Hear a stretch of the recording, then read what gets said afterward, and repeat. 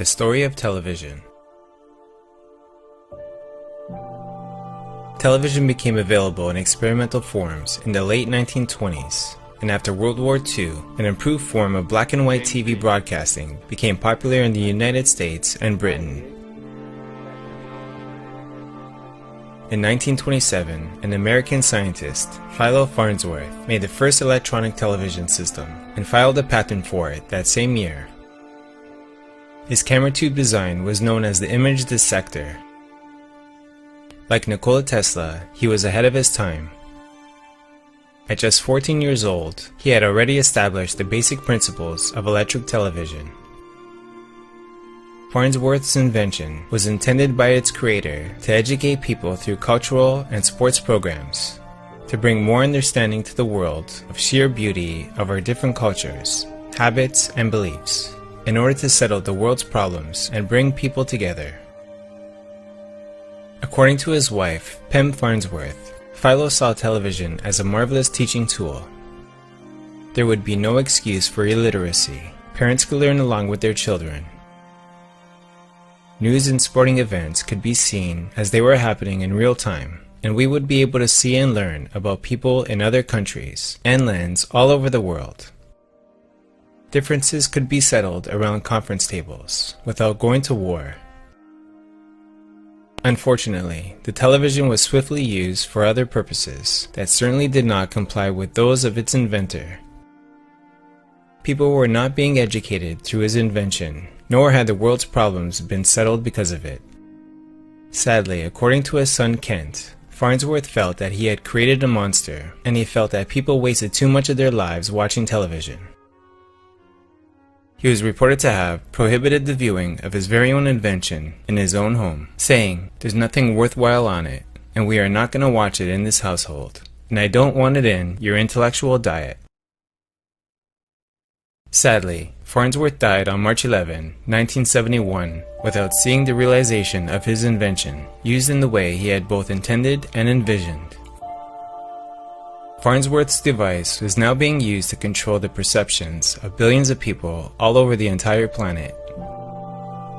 Walter Lippmann, author of the book Public Opinion of 1922, stated almost 100 years ago, people get their information about the world outside their community through the mass media.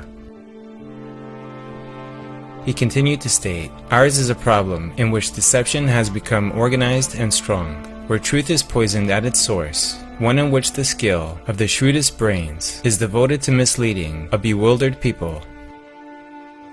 Victor Navatsky famously stated, "It is based largely on journalism that we make up our national mind." Speaking of the invention of television, a former member of the CIA described it as the greatest scientific indoctrination tool ever devised. Today, people watch television for dozens of hours each week. It could be said that this has been, and still continues to be, one of the most trusted means of communication and form of entertainment purposes, trusted blindly by the world's citizens. But what if you discovered that that very source of information you were introduced to as a small child and had learned to love was above all a means of controlling your perception, your views, your choices, your emotions, and consequently, your behavior? The global mainstream media still today is merely one of the many tools used strategically for priming people's perceptions. If you believe that the television is a reliable source of truth and a means of harmless entertainment, you are deluding yourself.